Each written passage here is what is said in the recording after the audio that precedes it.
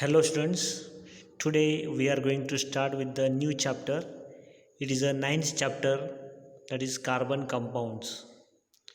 So carbon in these compounds, we are going to study about the bonds in carbon compounds.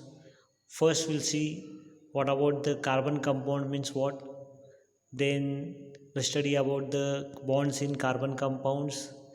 Then afterwards a carbon, a versatile element, then hydrocarbons, functional groups, homologous series, then nomenclature of carbon compounds, then chemical properties and macromolecules and polymers. So this chapter is very important for the, we can say, the higher standard, 11th standard and 12th standard science.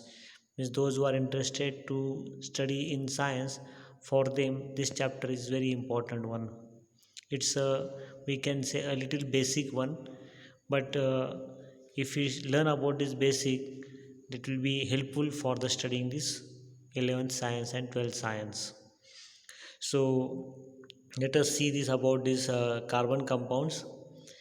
In the last year we learn about the, even last chapter also we learn about the inorganic compounds one. We learn about the metallurgy chapter. There we have seen that how to extract the metals from their minerals. So there are two types of compounds are there: organic compounds and inorganic compounds. The inorganic compounds are there. These are the compounds which contain the materials or metals containing materials, and even materials, we can say that the of glass and soil, they are also called as a, we can say, inorganic compounds.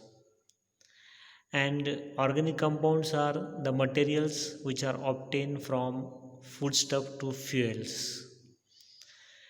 Generally, these compounds are there, organic compounds are there. It was believed that they are obtained directly and, we can say, indirectly from the organisms. However, after the synthesis of organic compound urea from inorganic compound in the laboratory, the organic compounds received a new identity as carbon compounds. When we say carbon compounds or when we say organic compounds, the organic compounds are there, they are nothing but the carbon containing compounds. Now, this, if we say about the carbon dioxide or carbon monoxide, or we can say carbide salts, carbonate salts, bicarbonate salts, these are the, we can say, inorganic compounds. Even though they contain carbon, but they are not the organic compounds, they are inorganic compound. So the what difference is there, why they are called inorganic compounds, why others are called the organic compounds, that is the, we are going to study in this chapter. So let us study about the, we can say, the comparative study of the this ionic compounds and the, we can say, these carbon compounds. In the last chapter we learn about these ionic compounds. These ionic compounds are there, they have the high melting point and boiling point. We learned in the last chapter that there is a strong intermolecular force of attraction is there between the ions, so they have the high melting point and boiling point.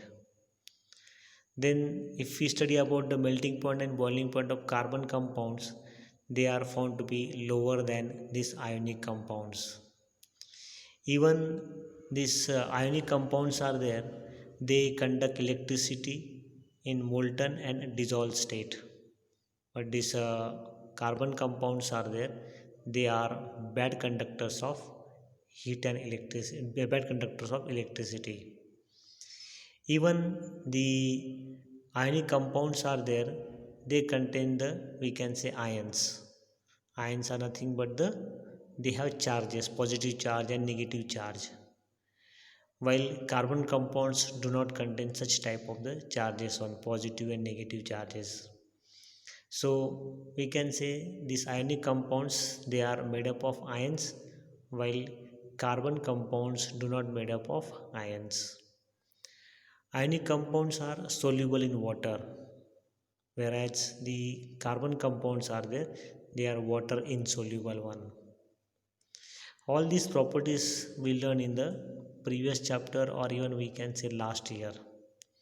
So my dear students, today we'll just see about the comparative, we can say, study of this ionic and carbon compounds one. So just you write the distinguish between this, we can say, ionic compounds and carbon compounds from this given video. Okay, thank you.